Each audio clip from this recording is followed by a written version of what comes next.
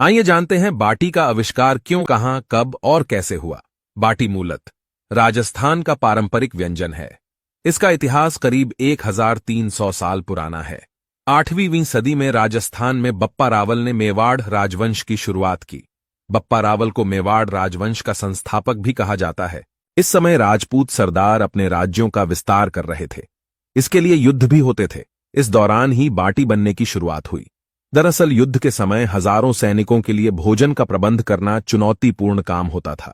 कई बार सैनिक भूखे ही रह जाते थे। ऐसे ही एक बार एक सैनिक ने सुबह रोटी के लिए आटा गूंथा, लेकिन रोटी बनने से पहले युद्ध की घड़ी आ गई और सैनिक आटे की लोइयां रेगिस्तान की तपती रेत पर छोड़कर रणभूमि में चले गए। शाम को जब वे लौटे तो लोइयां गर्म रेत में दब चुकी थीं।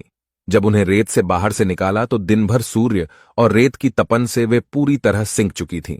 थककर चूर हो चुके सैनिकों ने इसे खाकर देखा तो यह बहुत स्वादिष्ट लगी। इसे पूरी सेना ने आपस में बांटकर खाया। बस यहीं इसका आविष्कार हुआ और नाम मिला बाटी।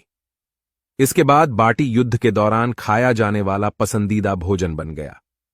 अब रोज सुबह सैनिक आटे की गोलियां बनाकर रेत में दबाकर चले जाते और शाम को लौटकर उन्हें चटनी, अचार और रणभूमि में उपलब्ध ऊंटनी व बकरी के दूध से बने दही के साथ खाते। इस भोजन से उन्हें ऊर्जा भी मिलती और समय भी बचता। इसके बाद धीरे धीरे यह पकवान पूरे राज्य में प्रसिद्ध हो गया और यह कंडों पर बनने लगा। अकबर के राजस्थान में आने की वजह से बाटी मुगल साम्राज्य तक भी पहुंच गई। मुगल खानसामे बाटी को बाफकर उबालकर बनाने लगे। इसे नाम दिया बाफला।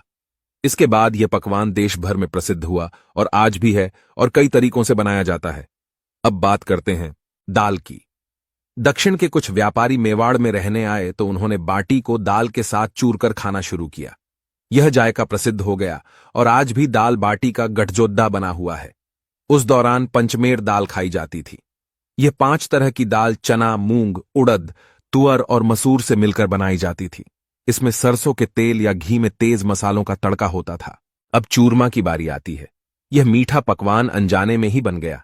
दरअसल एक बार मेवाड़ के गुहिलोत कबीले के रसोइये के हाथ से छूटकर बाटियां गन्ने के रस में गिर गईं। इससे बाटी नरम हो गई और स्वादिष्ट भी।